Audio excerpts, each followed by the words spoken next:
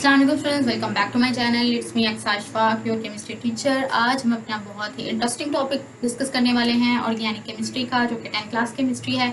बहुत ही इंटरेस्टिंग होने वाला है ये लेक्चर, ठीक है। और आई होप कि आप लोग साथ साथ नोट्स वगैरह कंप्लीट कर रहे हैं।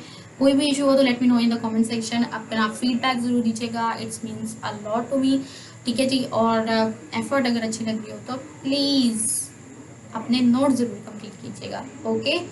तो एफर्ट मैं आप लोगों के लिए ही कर रही हूँ, माय डियर स्टूडेंट्स के लिए, ओके जी।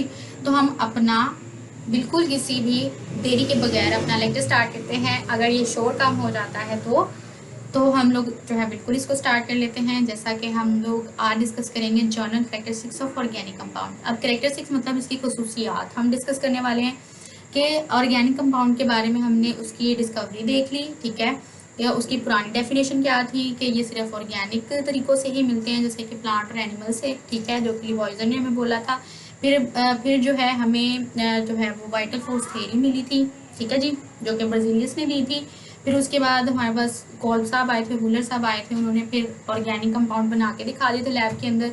तो वो वाइटल फोर्स थ्योरी थी वो ख़त्म हो गई, ठीक है। इसी तरह से फिर ऑर्गेनिक कंपाउंड की जो है वो डेफिनेशन चेंज हुई कि वो हाइड्रोजन और कार्बन से मिलकर बने होते हैं, ठीक है जी, क्योंकि उसको लैब में तैयार किया गया था अगर, तो जाहिर सी बात है कि उसकी स्टडी भी की गई। फिर पता चला कि उसमें हाइड्रोजन और कार्बन होते हैं, ठीक है जी, ठीक है जी। तो उनको ऑर्गेनिक कंपाउंड्स बोला जाता है, ठीक है, हाइड्रोकार्बन बोला जाता है, ठीक है जी। फिर उसके बाद हमने नेक्स्ट लेक्चर में डिस्कस की थी उनकी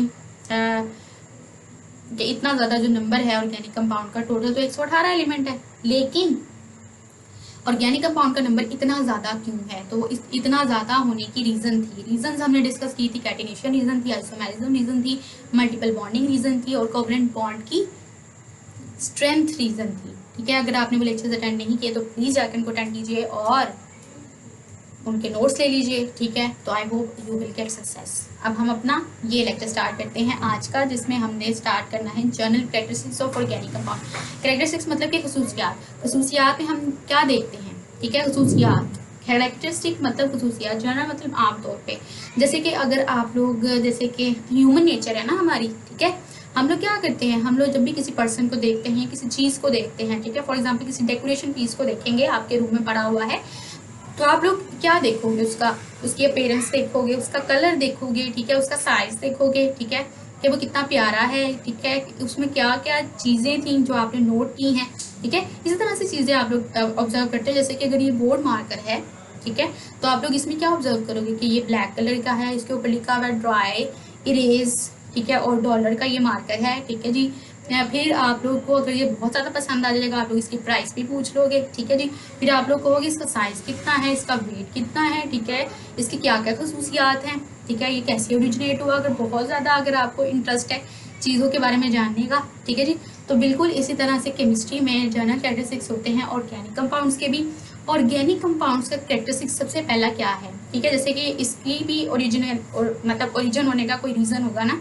पहले पहले क्या होता था कि जो बोर्ड मतलब कि जब हम पढ़ते थे, ठीक है, आज से 100 साल पहले की ये बात है, जब मैं स्टूडेंट थी, तो तब हमारे टीचर जो थे ना, वो एक ब्लैक सा बोर्ड होता था बिल्कुल इसी दीवार पे, ठीक है, यानी कि दीवार ही होती थी, उसके ऊपर ब्लैक सा पेंट किया होता था, वो चौक से पढ़ाया करते थे, ऐसे ही था ना, ठीक है।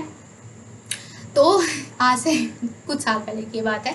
तो फिर बाद में एवोल्यूशन हुई, ठीक है, कि चौक जो होता है वो ज़्यादा अच्छा नहीं होता, नाक में चला जाता है, कईयों को एलर्जी होती है उससे, ठीक है, या फिर जो चौक है वो जल्दी ख़त्म हो जाता है, टूट जाता है, या कुछ इस तरह के इशूज़, ठीक है। फिर देखा गया कि लेक्चर मेथड को ज़्यादा इंटरेस्टिंग कैसे बनाया जा सकता है, तो उसके लिए वाइट बोर्ड्स निकाल दिए गए। अब साइड से बात है, वाइट बोर्ड पर हम चौक से तो नहीं लिख सकते ना, तो फिर हमने क्या किया कि हमने ऐसे मार्कर्स बनाना शुरू कर दिए जो कि इसके ऊपर लिख सकते हैं, ठीक है, जो परमानेंट भी होते हैं। अगर आप इसको परमानेंट से लिख दोगे तो वो तो मिटेगा ही नहीं, ठीक है। फिर जाहिर सी बात है ऐसी इंक बनाई गई जिससे हम इसको लिख सके और इजीली मिटा भी सके, ठीक है।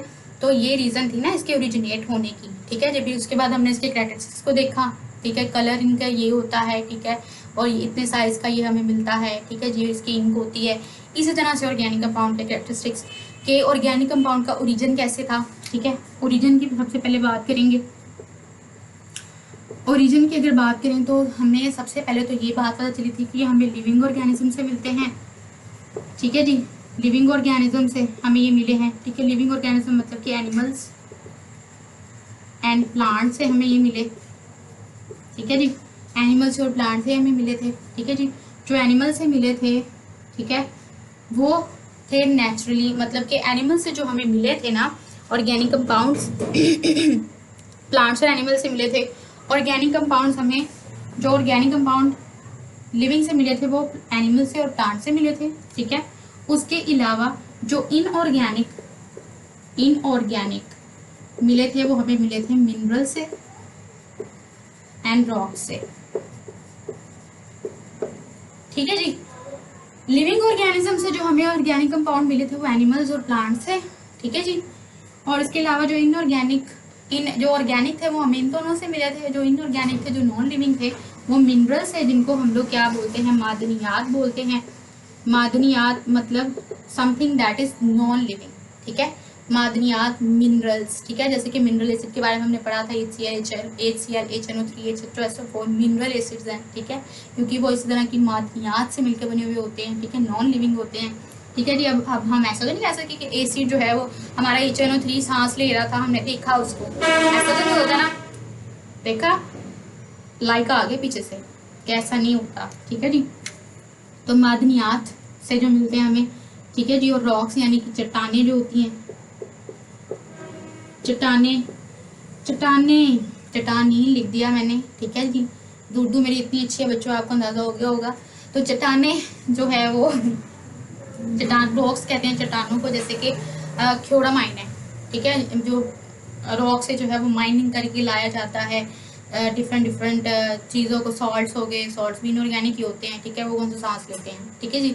तो यहाँ कौन सा वो ग्रो करते हैं, जितना साइज हम लोग पाव ले गए आते हैं तो वो पाव ही रहता है, कम ही होता है, ज़्यादा तो नहीं होता, ठीक है। जबकि लिविंग की तो ये है कि वो बढ़ती है, ठीक है। इसलिए तो ऑर्गेनिक कंपाउंड्स का नंबर इतना ज़्यादा बढ़ा ना, इसलिए हम उनको लिविंग बोल रहे हैं, अदरवाइज तो नॉन लिविंग ही कहते हैं, ठीक है जी।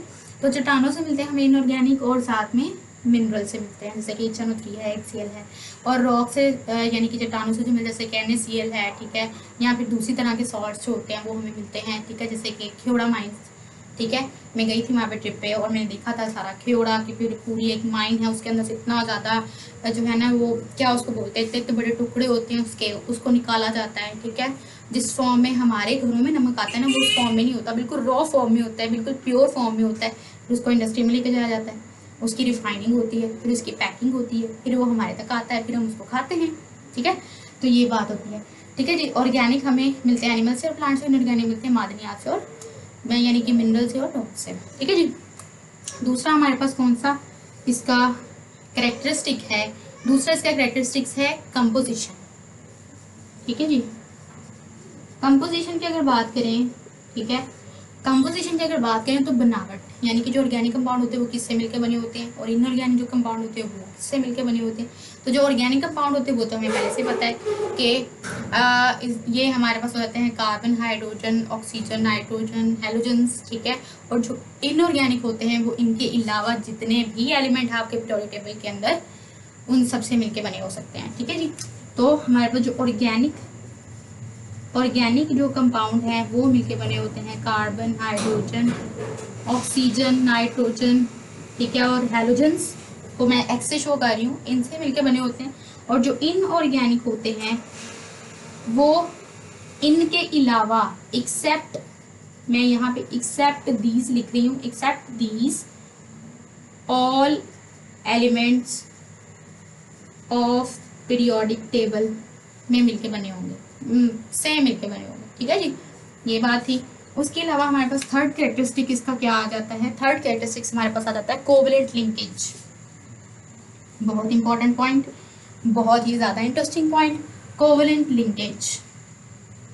तो कोवलेंट लिंकेज जो है बेटा जी कह दिया आपको, क्योंकि मैं अपने स्टूडेंट्स लोगों को जो है वो बेटा जी कहती थी, ठीक है, क्योंकि मेरा एक्सपीरियंस है बॉयज़ एंड गर्ल्स को पढ़ाने का, तो मेरे ज़ुबान पे ये बेटा जी चढ़ा हुआ है, ठीक है जी।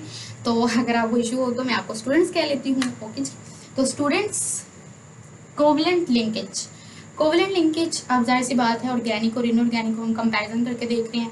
तो कोवलेंट लिंकेज जाहिर सी बात है, हमने पीछे भी देखा डाइवर्सिटी ऑफ और मैग्नीट्यूड ऑफ ऑर्गेनिक कंपाउंड में, कि जो ऑर्गेनिक कंपाउंड होता है ना, क्योंकि कार्बन होता है उसके पास 4 इलेक्ट्रॉन होते हैं, और हमने 9th क्लास फर्स्ट चैप्टर में ठीक है, जहाँ पे सिंबल और वैलेंसी वाला टॉपिक आया था उसके लास्ट में एक पैराग्राफ दिया हुआ है जिसपे ये बात मोटे मोटे अल्फाज में लिखी हुई है कि जो कोवलेंट लिंकेज होता है, मतलब कि जो वो एलिमेंट जिनकी वैलेंसी 4 होती है वो शेयरिंग करते हैं, वो प्रेफर करते हैं कि वो अपने इलेक्ट्रॉन शेयर करें, बजाय डोनेट करने के, बजाय एक्सेप्ट करने के। वो उनकी यही कोशिश होती है कि वो शेयरिंग से कोई ऐसा उनको एलिमेंट मिल जाए जिसके आउटर मोस्ट में 4 हो, उसके साथ ये शेयरिंग कर लें, उसके भी 8 पूरे हो जाएं और इसके भी 8 पूरे हो जाएं। ठीक है, तो इस तरह से ये कोवेलेंट लिंकेज ऑर्गेनिक कंपाउंड में कोवेलेंट लिंकेज होती है और इनऑर्गेनिक कंपाउंड में कोवेलेंट लिंकेज नहीं होती। ठीक है, यही बात है ना। इनऑर्गेनिक कंपाउंड जैसे कि HNO3 में देखिए कभी कोवेलेंट बॉन्डिंग आपने कभी सुना है? HNO3 में कोवेलेंट बॉन्ड था? नहीं ना। HCl में कोवेलेंट बॉन्ड है? नहीं ना। NaCl में कोवेलेंट बॉन्ड है? नहीं ना। तो इसी वजह से कि ऑर्गेनिक कंपाउंड क्योंकि उसमें हाइड्रोजन और कार्बन है, कार्बन होता है टेट्रावेलेंट, टेट्रावेलेंट जो होते हैं वो शेयरिंग ही पसंद करते हैं। ठीक है जी, तो इसलिए ऑर्गेनिक कंपाउंड में होती है कोवेलेंट लिंकेज और इनऑर्गेनिक में नहीं होती। और अगर ऑर्गेनिक में भी होती है तो वो 2 तरह की होती है। ठीक है, और वो कौन कौन सी होती है? एक होती है पोलर और एक होती है नॉन पोलर। पोलर जो कोवेलेंट बॉन्डिंग होगी वो होगी डिफरेंट एटम्स के दरमियान में। जैसे कि पोलर की अगर बात की जाए, डिफरेंट एटम जैसे कि कार्बन और हाइड्रोजन के दरमियान में है, कार्बन और हाइड्रोजन डिफरेंट हो गए ना। ठीक है, तो इनके दरमियान में जो बॉन्डिंग होगी वो पोलर होगी। ठीक है, और नॉन पोलर अगर कोवेलेंट बॉन्डिंग की बात करेंगे तो वो कौन सी बॉन्डिंग होगी? वो होगी सेम एटम्स के दरमियान में, ये वाली कार्बन कार्बन के दरमियान में, कार्बन के ऊपर भी वही चार्ज, उसके ऊपर भी उतने ही इलेक्ट्रॉन, वो भी कार्बन, क्या सेम, मतलब क्या चार्ज आएगा उसके ऊपर? कोई चार्ज नहीं आएगा। ठीक है, तो जब डिफरेंट आ जाएंगे एटम्स आपके पास तो तब जो है पोलर लिंकेज बनेगा। ठीक है, पोलर लिंकेज की वजह से क्या होगा कि बॉन्ड जो है वो डिफरेंट हो सकते हैं। इनमें पोलर और नॉन पोलर हो सकते हैं। पोलर वो भी इस वजह से कि कार्बन यहाँ पे ज़्यादा इलेक्ट्रोनेगेटिव होगा as compare to the hydrogen. और इलेक्ट्रोनेगेटिविटी की वजह क्या है? मैंने आपको 9th क्लास में भी बिल्कुल एक्सप्लेन किया था। इलेक्ट्रोनेगेटिविटी की वजह क्या इलेक्ट्रॉन्स होते हैं? बिल्कुल भी नहीं। इनकी वजह होते हैं जो आपके न्यूक्लियस के अंदर प्रोटॉन्स होते हैं। तो मुझे बताइए ज़रा, कार्बन के आउटर मोस्ट शेल के अंदर अगर 4 इलेक्ट्रॉन हैं, ठीक है, और 4 इसने जो है वो हाइड्रोजन के साथ बॉन्ड बनाया हुआ है, ठीक है, इस तरह से अगर ये बॉन्डिंग हुई है तो अब इसके 8 पूरे हो रहे हैं, ऐसी बात है ना। ठीक है, अब कार्बन के 8 इलेक्ट्रॉन है, इसका मतलब ये है कि उसके न्यूक्लियस के अंदर 8 प्रोटॉन भी हैं। ठीक है ना। तो इसी तरह से हाइड्रोजन के पास अगर 2 इलेक्ट्रॉन है, एक हाइड्रोजन के पास, इस हाइड्रोजन के पास भी 2, इस हाइड्रोजन के पास, क्योंकि जब बॉन्डिंग होती है ना तो जो जिन 2 एटम्स के दरमियान में बॉन्डिंग होती है, जो वो अपने इलेक्ट्रॉन शेयर करते हैं ना, तो वही इलेक्ट्रॉन इस कार्बन के शायद आउटर मोस्ट में भी रिवॉल्व कर रहे होंगे, घूम रहे होंगे, और इस हाइड्रोजन के भी आउटर मोस्ट में रिवॉल्व कर रहे होंगे, तभी तो इनकी वैलेंसी जो है वो कंप्लीट होती है। ठीक है, तो यहाँ पे कार्बन अगर हाइड्रोजन है तो उसकी अगर 2 है, ठीक है, फॉर एग्जाम्पल यहाँ पे 2 है, 2 इलेक्ट्रॉन्स उसके आउटर मोस्ट में, तो उसके प्रोटॉन भी 2 होंगे, क्योंकि हमने पढ़ा है कि इलेक्ट्रॉन और प्रोटॉन का नंबर सेम होता है जब तक कि वो लॉस या गेन नहीं कर लेते। ठीक है, तो यहाँ पे इसके 2 ही प्रोटॉन है, तो ज़्यादा प्रोटॉन किसके पास है? कार्बन के पास। तो कॉमन सेंस कार्बन ज़्यादा इलेक्ट्रोनेगेटिव है यहाँ पे, तो जिसकी वजह से यहाँ पे कार्बन के ऊपर आ जाएगा partial negative charge, partial positive charge. ठीक है, इलेक्ट्रोनेगेटिव ज़्यादा ये हो गया, ज़्यादा इलेक्ट्रॉन को पुल करने की ताकत यहाँ पे कार्बन और हाइड्रोजन में से कार्बन के पास है। ठीक है, तो ये बात होती है यहाँ पे पोलैरिटी और नॉन पोलैरिटी की। पोलर वो होगा जो डिफरेंट आइटम, जो कि कार्बन हाइड्रोजन जैसे कि डिफरेंट आइटम्स हैं इनके दरमियान में, ठीक है, कार्बन ऑक्सीजन, क्योंकि हमने ये बात पढ़ी है कि जो हाइड्रोकार्बन है, कार्बन उनमें कार्बन भी होता है, हाइड्रोजन भी होता है, ऑक्सीजन भी होती है, नाइट्रोजन भी होता है, हैलोजन्स भी होती हैं, यही बात पढ़ी है ना। तो कार्बन जब ऑक्सीजन के साथ, नाइट्रोजन के साथ, सल्फर के साथ, ठीक है, हैलोजन्स के साथ, इनमें से किसी के साथ भी बॉन्डिंग करेगा तो वो पोलर बॉन्ड होगा ना। ठीक है, और जब करेगा कार्बन कार्बन के साथ तो वो नॉन पोलर होगा, क्योंकि कोई भी पोलैरिटी वहाँ पे जनरेट नहीं होगी। इस कार्बन के पास भी 4 इलेक्ट्रॉन है, इस कार्बन के पास भी 4 इलेक्ट्रॉन है, दोनों जो है वो सेम चार्ज रखते हैं, तो क्या पोल जनरेट होगा? कोई भी पोल जनरेट नहीं होगा, कोई भी सिरा नहीं बन पाएगा, ना सर ना पैर, तो एक जैसी चीज़ रह जाएगी। ठीक हो गया जी, तो ये बात थी यहाँ पे। उसके अलावा हमारे पास एक और प्रॉपर्टी होती है, उसके अलावा अब हमारे पास 3rd 4th प्रॉपर्टी हमारे पास क्या है फोर्थ प्रॉपर्टी हमारे पास आ जाती है स्टेबिलिटी की, ठीक है, सॉरी सॉल्युबिलिटी की, सॉल्युबिलिटी। तो सॉल्युबिलिटी जो है, सॉल्युबिलिटी का मतलब होता है किसी चीज़ का किसी दूसरी चीज़ में हल हो जाना, हल पजीर होना किसी चीज़ का, ठीक है। जैसे कि हमने सोल्यूशन वाले चैप्टर के अंदर इस टॉपिक को बहुत ज़्यादा डिटेल से डिस्कस किया हुआ है। अगर आप लोगों ने, बहुत ही इंटेलिजेंट है आप लोग, तो अगर आप लोगों ने वो बिल्कुल भी अटेंड नहीं किए लेक्चर तो जाके उनको अटेंड कीजिए, ठीक है। 9th क्लास केमिस्ट्री आपको मेरे चैनल पर पूरी एक प्ले लिस्ट मिल जाएगी, जो कि मैंने चैप्टर वाइज नहीं बनाई, पूरी की पूरी बुक की प्ले लिस्ट है वो, ठीक है। आप उसको जाके चेकआउट कर सकते हो, उसमें आपको ये सॉल्युबिलिटी का टॉपिक ज़रूर मिल जाएगा। अभी भी मैं बता देती हूँ सॉल्युबिलिटी का मतलब क्या है, कि किसी चीज़ का हल होना, ठीक है। किसी दूसरी, जैसे कि पानी है, मैं पानी लेती हूँ, उसके अंदर नमक मिक्स कर देती हूँ, ठीक है, इस तरह से, तो वो जो है वो क्या बन जाएगा, सोल्यूशन बन जाएगा। और ये जो सोल्यूशन बनाने का तरीका मैंने फॉलो किया है वो क्या होता है, सॉल्युबिलिटी होता है। जिस तरह से आटा गूंदने का तरीका है, ठीक है, कि पहले आप आटा डालोगे, फिर उसके अंदर पानी डालोगे, उसको गूंदोगे, तो ये उसका प्रोसेस हो गया ना, आटा बनाने का प्रोसेस। इस तरह से जो है वो कुकिंग का प्रोसेस होता है। कोई भी आपने डिश बनानी है तो उसके लिए पूरा एक प्रोसीजर होगा, आपको उसके इंग्रेडिएंट्स चाहिए होंगे, फिर आप लोग उसको बारी बारी मिक्स करोगे, तो आपके पास एक फाइनल जो है वो डिश तैयार होगी ना। इसी तरह से सॉल्युबिलिटी का भी प्रोसेस होता है, ठीक है। किसी की एक पानी के अंदर किसी चीज़ को मिक्स करना, वो सॉल्यूशन बना देगा हमें, और उस प्रोसेस को सॉल्युबिलिटी बोलते हैं। तो सॉल्युबिलिटी जो है हम ऑर्गेनिक और इनऑर्गेनिक कंपाउंड के केस में डिस्कस करेंगे कि कौन ज़्यादा सॉल्युबल है। तो यहाँ पे लाइक डिसॉल्व लाइक वाला प्रिंसिपल अप्लाई होता है, जो कि हमने सॉल्युबिलिटी वाले चैप्टर में पढ़ा हुआ है। लाइक डिसॉल्व लाइक, ठीक है। लाइक डिसॉल्व लाइक का मतलब क्या है, कि जो जैसा है वो वैसा ही अपने अंदर मिक्स करेगा, ठीक है। जैसे कि अगर आप लोग अपनी, मैं इसको कॉमन एग्जांपल इस तरह से दूंगी कि अगर आप लोग, आप पॉजिटिव हो, ठीक है, आप कोई नेगेटिव चीज़ भी आपके इर्द गिर्द हो रही है तो आप उसमें पॉजिटिविटी देख सकते हो, ठीक है। तो आपके अंदर से पॉजिटिव वाइब्स आना शुरू हो जाएंगी, ठीक है, कि आप कितने पॉजिटिव फील हो रहे हो दूसरों को, ठीक है। तो वही मैं कह रही हूँ, जो आप हो वही आपके अंदर से निकलेगा, ठीक है। या फिर आप जैसे हैं आप वैसा ही कंज्यूम करोगे। आप जो है वो पॉजिटिव बारी देख रहे हो तो आपको पॉजिटिव ही फील होगा, ठीक है। इसी तरह से लाइक डिसॉल्व लाइक वाला सिस्टम यहाँ पे आ गया, कि जो ऑर्गेनिक कंपाउंड होंगे, जो ऑर्गेनिक कंपाउंड होंगे ना, वो और दूसरे ऑर्गेनिक कंपाउंड के अंदर ही डिसॉल्व होंगे। जैसे कि हाइड्रोकार्बन है ना, ठीक है, तो वो किसके अंदर डिसॉल्व होंगे, दूसरे ऑर्गेनिक कंपाउंड्स के अंदर, जो कि आपके पास अल्कोहल होगा, ईथर होगा, बेंजीन होगा, उसके अलावा कार्बन सल्फाइड होगा, इन सब के अंदर, ठीक है जी। जो दूसरे ऑर्गेनिक कंपाउंड्स हैं वही ऑर्गेनिक कंपाउंड्स को मिक्स कर सकेंगे। वो हाइड्रोकार्बन कोई भी हो सकता है, ठीक है। जैसे बस हाइड्रोकार्बन होना चाहिए, ठीक है। जैसे कि हाइड्रोकार्बन आप ले लो, कोल होता है, ठीक है, कोक होता है, तो वो दूसरे हाइड्रोकार्बन के अंदर ही मिक्स होगा। बेंजीन जो है वो इन हाइड्रोकार्बन को अपने अंदर मिक्स करेगा, क्योंकि वो भी एक हाइड्रोकार्बन ही है, ठीक है। और इसके अलावा इनऑर्गेनिक जो कंपाउंड्स होते हैं वो इनऑर्गेनिक में ही डिसॉल्व होंगे, ठीक है। जैसे कि NaCl इनऑर्गेनिक है, कैल्शियम क्लोराइड इनऑर्गेनिक है, कैल्शियम कार्बोनेट वो चलो चूना हो गया ना, ठीक है। इसी तरह से जो है आपके पास सोडियम नाइट्रेट इनऑर्गेनिक है, तो वो पानी के अंदर मिक्स हो सकते हैं, ठीक है। पानी के अंदर मतलब वाटर इनऑर्गेनिक है ना, ठीक है, वाटर नॉन लिविंग है, पीते हम हैं, हमारी ज़िंदगी के लिए पानी बहुत ज़रूरी है, ये कोई डाउट वाली बात नहीं है। पानी के बगैर लाइफ एग्जिस्ट ही नहीं कर सकती, ठीक है जी। हमारी बॉडी में इवन के 70% वाटर है, ठीक है, लेकिन पानी खुद नॉन लिविंग है। पानी क्या है, खुद नॉन लिविंग है, वो जिंदा नहीं है, ठीक है। कभी आपने सुना है पानी सांस ले रहा था, पानी बड़ा हो रहा था, पानी छोटा हो रहा था, नहीं ना। तो पानी इनऑर्गेनिक है, ठीक है। तो इनऑर्गेनिक जो भी कंपाउंड होंगे वो इनऑर्गेनिक में ही डिसॉल्व होंगे, जो ऑर्गेनिक होंगे वो ऑर्गेनिक में डिसॉल्व होंगे, ठीक है जी। तो ये सॉल्युबिलिटी की बात होगी थी। आई होप आपने इसका स्क्रीनशॉट ले लिया, नहीं लिया तो ले लो फटाफट।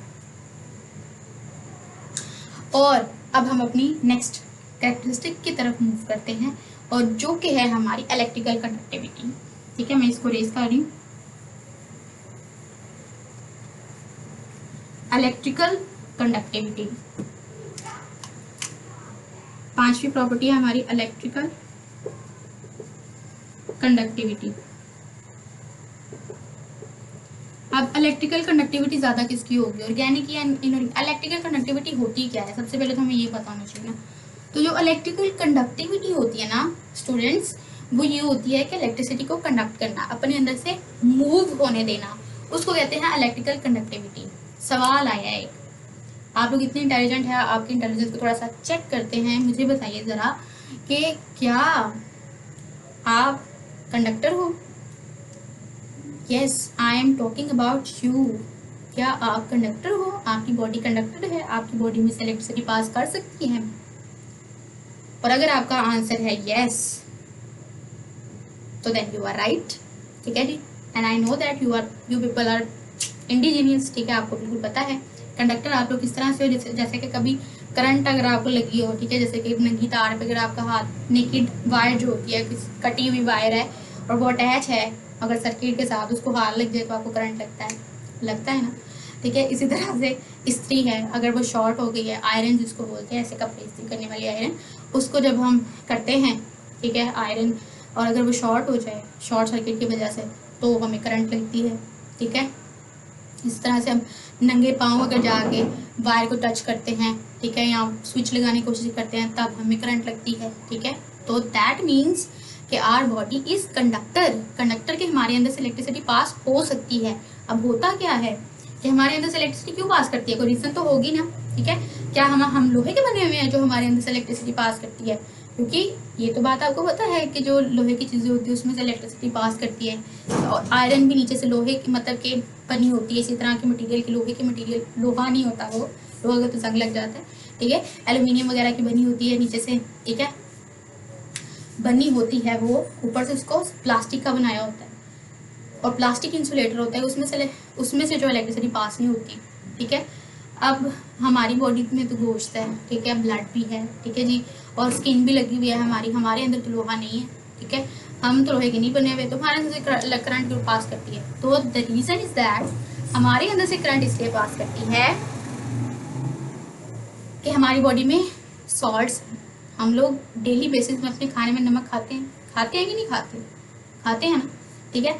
तो वो नमक हमारी बॉडी में मिक्स हो, सोडियम क्लोराइड हम बाहर से कंज्यूम करते हैं, उसके अलावा हमारी बॉडी में वैसे भी सॉल्ट्स प्रेजेंट हैं, ठीक है। तो जिसकी वजह से जब हम लोग नेकेड पाँव, ठीक है, यानी कि जूते के बगैर तार को हाथ लगाएंगे, ठीक है, अगर वो शॉर्ट सर्किट हुआ तो उस स्विच को लगाते ही हमारी अर्थ जो है, ठीक है, कहते हैं ना अर्थ होती है लगा, स्विच लगाते वक्त जो है ना, ध्यान रखना, अर्थ बढ़ जानी है, जूता पहन के लगाना। तो अगर हम जूता पहन के नहीं लगाएंगे ना, अपनी मामा की बात नहीं सुनेंगे, तो फिर क्या होगा? फिर वही होगा कि करंट लग जाएगी, सर्किट कंप्लीट हो जाएगा, अर्थ का भी हमारा भी, सॉल्ट, कंडक्टर और इलेक्ट्रिसिटी का भी। तो इस तरह से मैं पैरा करके करंट लग सकता है, ठीक है जी।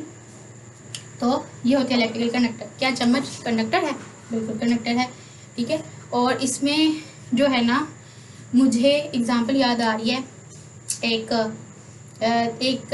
मूवी के अंदर मैंने देखा था, स्पून के स्केल के ऊपर स्पून लगा के तो उसको जो है वो बाहर लगाया गया था, और आपको याद आ गया होगा कि वो कौन सी मूवी थी, ठीक है।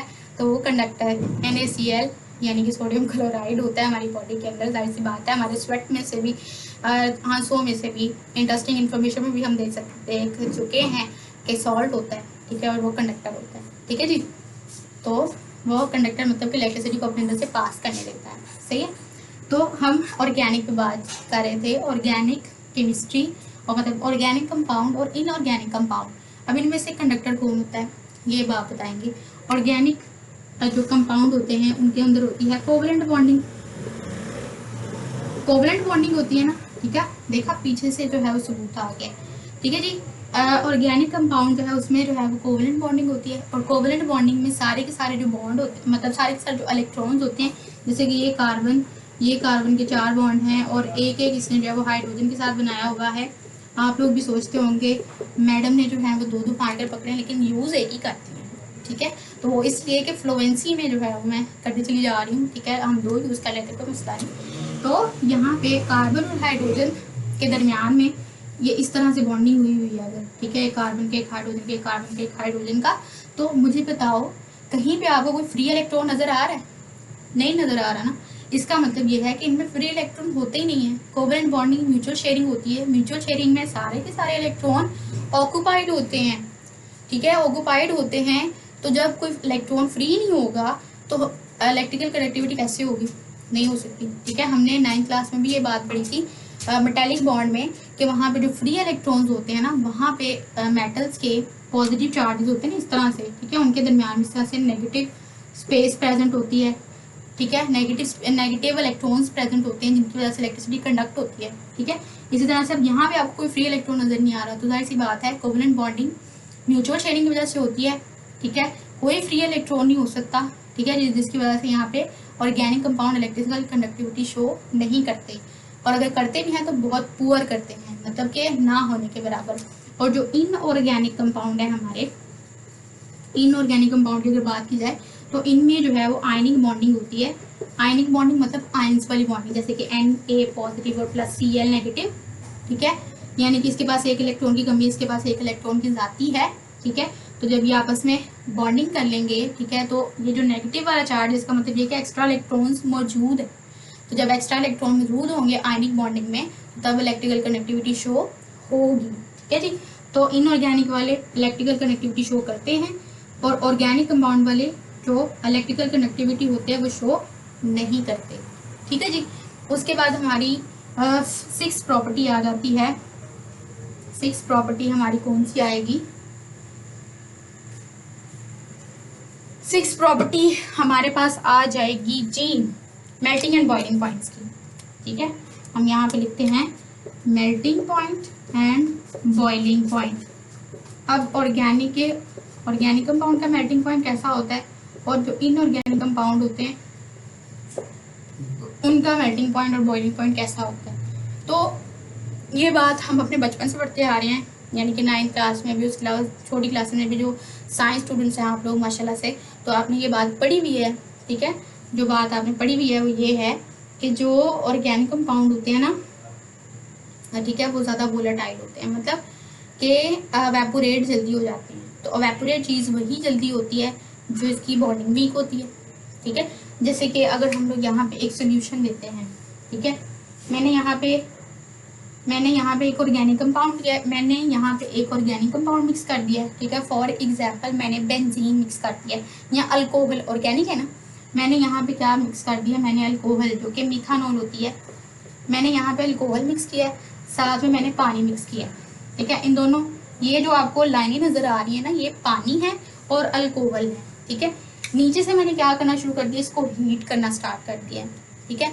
अब मैंने ऊपर से इसके ऊपर लगाया हुआ है थर्मोमीटर, यहाँ पे इस तरह से करके बड़ा प्यारा सा थर्मोमीटर, ठीक है, इस तरह से थर्मोमीटर मैंने इसके ऊपर लगाया हुआ है। और ये हवा में नहीं लगाया, मैंने इसको बाकायदा स्टैंड के साथ अटैच किया है, क्योंकि हवा में आप पकड़ के रखोगे तो ऊपर से धागा लगा है तो ठीक है, ठीक है। अगर वैसे भी स्टैंड के साथ ही इसको लटकाना चाहिए, ठीक है। ये बीकर के अंदर मिथानॉल और वाटर, मिथानॉल है ऑर्गेनिक, और मिथानॉल यानी कि अल्कोहल है ऑर्गेनिक, और वाटर है इनऑर्गेनिक, ठीक है। यहाँ पे मैंने इसको हीट करना स्टार्ट कर दिया, थर्मोमीटर पे मैं रीडिंग भी साथ में देख रही हूँ कि किस टेम्परेचर पे कौन सा जो लिक्विड है वो ज़्यादा जल्दी बॉयल होता है, ठीक है। अब क्या हुआ कि जब देखा गया, जब इसको हीट करना स्टार्ट किया गया, तो जो मिथानॉल है वो ज़्यादा जल्दी अवेपोरेट हो गया, ठीक है। यानी कि फॉर एग्जांपल 40 डिग्रीज पे ही ये अवेपोरेट हो गया, ठीक है। जबकि वाटर का बॉइलिंग पॉइंट क्या है, 100 डिग्री सेल्सियस, कि जब 100 डिग्री सेल्सियस आया उससे पहले मिथानॉल जो था वो अवेपोरेट हो चुका था। इसका मतलब ये है कि मिथानॉल जो कि ऑर्गेनिक कंपाउंड है उसमें होती है कोवेलेंट बॉन्डिंग, और कोवेलेंट बॉन्ड हमने ये बात 9th क्लास में पढ़ी हुई है कि कोवेलेंट बॉन्ड जो होता है वो वीक होता है as compare to the ionic bond. Water के दरमियान में होती तो हाइड्रोजन बॉन्डिंग है, ठीक है। हाइड्रोजन बॉन्डिंग में भी तो partial positive partial negative charges होते हैं ना, ठीक है। तो पार्शियल चार्जेस तो आते हैं उसके ऊपर, सही है, लेकिन यहाँ पे वाटर का वैसे भी बॉइलिंग पॉइंट उसका 100 डिग्री सेल्सियस है और इसका 40 डिग्रीज पे ही एवेपोरेट हो गया, मतलब ये ज़्यादा वोलाटाइल है। जो ऑर्गेनिक कंपाउंड होते हैं वो ज़्यादा वोलाटाइल होते हैं। वोलाटाइल का मतलब क्या है कि जल्दी से वेपर्स में कन्वर्ट हो जाते हैं, जल्दी से बुखारात बन जाते हैं, और वो इसीलिए बनते हैं, इनमें कोवेलेंट बॉन्ड होता है, और कोवेलेंट बॉन्ड होता है वीक। जबकि इनऑर्गेनिक कंपाउंड जो कि वाटर है उसमें होते हैं आयनिक बॉन्डिंग, जो होती है वो स्ट्रॉन्ग होती है as compare to the covalent bonding, ठीक है। दैट्स वाई मेल्टिंग और बॉइलिंग पॉइंट जो है वो ऑर्गेनिक वालों के साथ मतलब कि कम होंगे, और जो इनऑर्गेनिक है उनके हाई होंगे, क्योंकि उनमें आयनिक बॉन्डिंग होती है। और आयनिक बॉन्डिंग क्योंकि स्ट्रॉन्ग इलेक्ट्रोस्टैटिक फोर्स पर अट्रैक्शन होती है, ब्रेक करने के लिए हाई एनर्जी चाहिए, जबकि कोवलेंट है, ठीक है, ज़्यादा वोलेटाइल है, जल्दी से वेपोरेट हो गया, मतलब बॉन्डिंग वीक है, इनको तोड़ने के लिए हमें ज़्यादा हीट नहीं देनी पड़ी, ठीक है जी। तो मेल्टिंग एंड बॉइलिंग वाला ये पॉइंट हो गया। 6th पॉइंट की तरफ, ये हमारा 6 पॉइंट ही था, 7th पॉइंट की तरफ चलते हैं कि 7th पॉइंट की कैरेक्टरिस्टिक जो है वो क्या कहती है। तो 7th पॉइंट पे जो कैरेक्टरिस्टिक्स है वो हमें कहती है जी स्टेबिलिटी के बारे में। स्टेबिलिटी, ये पॉइंट जो है वो इससे लिंक करता है। कैसे लिंक करता है देख रहे हैं अभी। स्टेबिलिटी जो है, जाहिर सी बात है, जो चीज़ जितनी टिकाऊ है उतनी स्टेबल है, और जो टिकाऊ नहीं है वो स्टेबल नहीं, ठीक है। तो इसमें से मुझे बताएं ज़रा कौन सी चीज़ ज़्यादा स्टेबल थी, ज़्यादा देर तक जो बीकर के अंदर रही, वो थी वाटर। वाटर ही था ना, ठीक है। वाटर का 100 डिग्री सेल्सियस जो कि इनऑर्गेनिक में आ रहा है, ठीक है। तो वाटर ज़्यादा यानी कि इनऑर्गेनिक जो है वो ज़्यादा स्टेबल होते हैं, और जो वाटर है मतलब कि जो मीथानॉल है, जो अल्कोहल है, बेंजीन है, ठीक है, या इस तरह से दूसरे जो हाइड्रोकार्बन्स हैं वो होते हैं वोलाटाइल, ठीक है, यानी कि जल्दी से वेपोरेट हो जाते हैं कम टेम्परेचर पे, कम एनर्जी पे, तो वो ज़्यादा अनस्टेबल है, ठीक है। तो यहाँ पे ऑर्गेनिक कंपाउंड आ जाएंगे अनस्टेबल, ठीक है, लेस स्टेबल है ये, ठीक है, लेस स्टेबल है as compare to unstable, less stable, ठीक है। और जो इनऑर्गेनिक कंपाउंड होते हैं वो ज़्यादा स्टेबल होते हैं। रीज़न क्या है, इसमें कोवलेंट बॉन्डिंग होती है जो कि वीक होती है, जल्दी टूट जाती है, और इसमें इनऑर्गेनिक बॉन्डिंग होती है जो कि स्ट्रॉन्ग होती है, ठीक है, और ज़्यादा एनर्जी कंज्यूम करती है टूटने के लिए, ठीक है जी। तो स्टेबिलिटी हो गई। उसके बाद हमारे पास 8 वाला पॉइंट है जी, 8 वाला पॉइंट है कंबस्टिबिलिटी। कंबस्टिबिलिटी, ठीक है जी। अच्छा, यहाँ पे ऑर्गेनिक कंपाउंड वाले आप फ्रेंड्स वाले एग्जांपल भी ले सकते हो, ऑर्गेनिक और इनऑर्गेनिक। ऑर्गेनिक फ्रेंड यानी कि आप किस तरह से कर सकते हो कि आपकी बहुत ही, आपकी जो बहन होगी ना वो आपकी ज़्यादा अच्छी फ्रेंड हो सकती है, ठीक है, बजाय इसके कि वो बाहर वाली जो है वो ज़्यादा अच्छी हो दोस्तों, ठीक है। ठीक है जी। अगर बाहर वाली जो है कोई दोस्त आपकी, तो वो इतनी ज़्यादा स्टेबल नहीं होगी जितनी कि आपकी जो रिलेटिव्स में से जो फ्रेंड होगी, ठीक है। तो ये वो बात आई है, ऑर्गेनिक कंपाउंड होते हैं वो अनस्टेबल होते हैं, ये बाहरी वालों के साथ जो है वो अच्छे नहीं रहते, ठीक है। और इस तरह से इनऑर्गेनिक जो स्टेबल हैं, ठीक है, तो वो हम फैमिली वाले लगा लो कि हम लोग आपस में जो है स्टेबल ही रहते हैं, ठीक है। हमें एक फैमिली का बॉन्ड तोड़ने के लिए कोई बाहर वाला, कोई इसी फैमिली में अगर बहुत ज़्यादा इत्तेफाक है तो उसको तोड़ने के लिए ज़्यादा एनर्जी लगेगी ना, ठीक है। जबकि हम केमिस्ट्री की बात कर रहे हैं, केमिस्ट्री के पॉइंट ऑफ व्यू से देखें, फैमिली को तोड़ने तड़ाने की बातें हम यहाँ पे नहीं करते होते, ठीक है। हम फ्रेंड्स की बात कर लेते हैं, ठीक है, जैसे कि ये फ्रेंड्स हैं, ठीक है, ये दूर दूर के फ्रेंड्स हैं, ठीक है, जस्ट कॉलेज के फ्रेंड्स हैं, तो इनको तोड़ना जो है वो आसान होगा, जबकि जो स्कूल टाइम से लेके यूनिवर्सिटी टाइम तक के फ्रेंड्स हैं उनको तोड़ना थोड़ा सा मुश्किल होगा। तो ये बात हम यहाँ पे ले सकते हैं, ठीक है जी।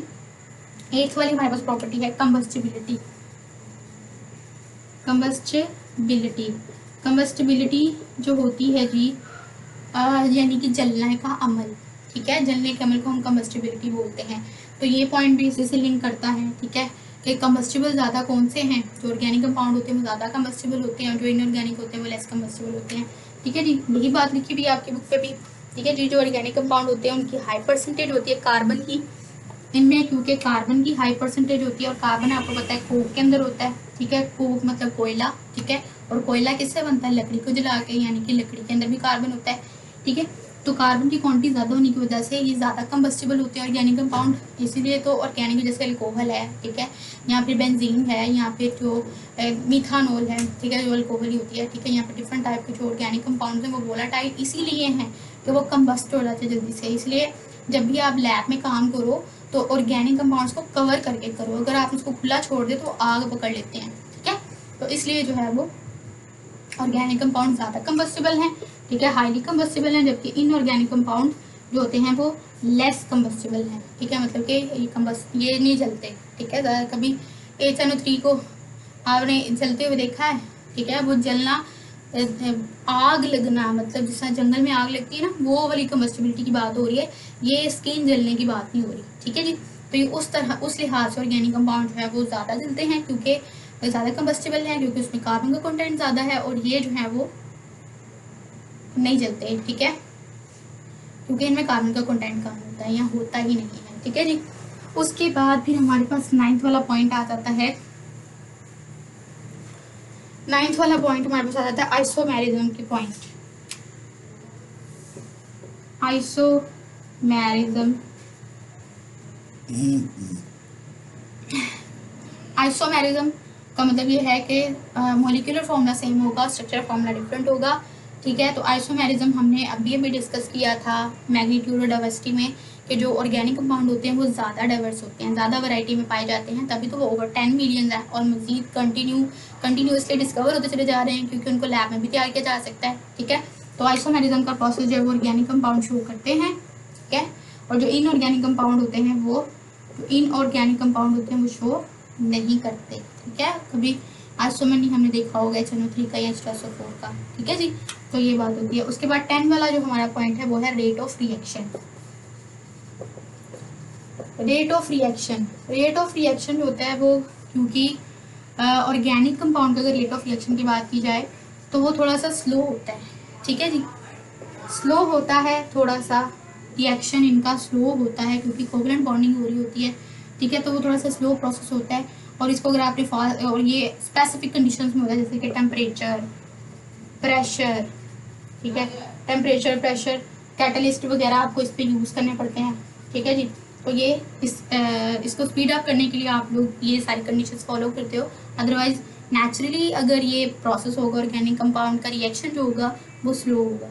ठीक है जी, तो इसीलिए तो आपने कभी ऑब्जर्व करिएगा कि जो होती है ना फिनोल, ये भी ऑर्गेनिक कंपाउंड ही है। ठीक है, काफ़ी इसकी खुशबू होती है। तो इसको हमने एक दफ़ा एक्सपेरिमेंट किया था लैब के अंदर, तो ये अगर इसको खुला छोड़ दूँ ना तो ये सारा का सारा वेपोरेट हो जाता है खुद ही। ठीक है, जिस तरह से परफ्यूम को अगर खोल के एक कोने में रख दो रूम के तो वो सारी खुशबू फैल जाती है। ठीक है, अगर उसको खुला ही रहने दो तो वो सारा परफ्यूम उड़ जाता है। ठीक है, तो बिल्कुल इसी तरह से ये जो ऑर्गेनिक कंपाउंड होते हैं ना, ये भी जो है वो स्लोली, अब ये नहीं होता कि एकदम से सारा का सारा जो है वो ख़त्म हो जाएगा, आहिस्ता आहिस्ता, तो ये स्लो प्रोसेस होता है। ठीक है जी, तो ऑर्गेनिक कंपाउंड का जो रेट ऑफ रिएक्शन होता है वो स्लो होता है। ओके जी, तो ये थे हमारा आज का लेक्चर। आई होप आपको ये लेक्चर पसंद आया होगा, मेरी एफर्ट अच्छी लगी हो तो please make sure to like this lecture, और मेरी इससे अप्रिसिएशन हो जाएगी। ठीक है, और इन लेक्चर्स को शेयर ज़रूर कीजिएगा अपने फ्रेंड्स के साथ। बिल्कुल जितना अच्छा मुझे लगता है आपको पढ़ा कर, आई एम श्योर आपको भी उतना ही अच्छा लगता होगा मेरे लेक्चर्स को सुनकर। ठीक है, तो इसी बात पे लाइक हो जाना चाहिए, शेयर भी हो जाना चाहिए। ठीक है जी, और सब्सक्राइब भी हो ही जाना चाहिए। ठीक है, तो thank you so much for watching. Next lecture में मिलते हैं, तब तक के लिए take care and good bye.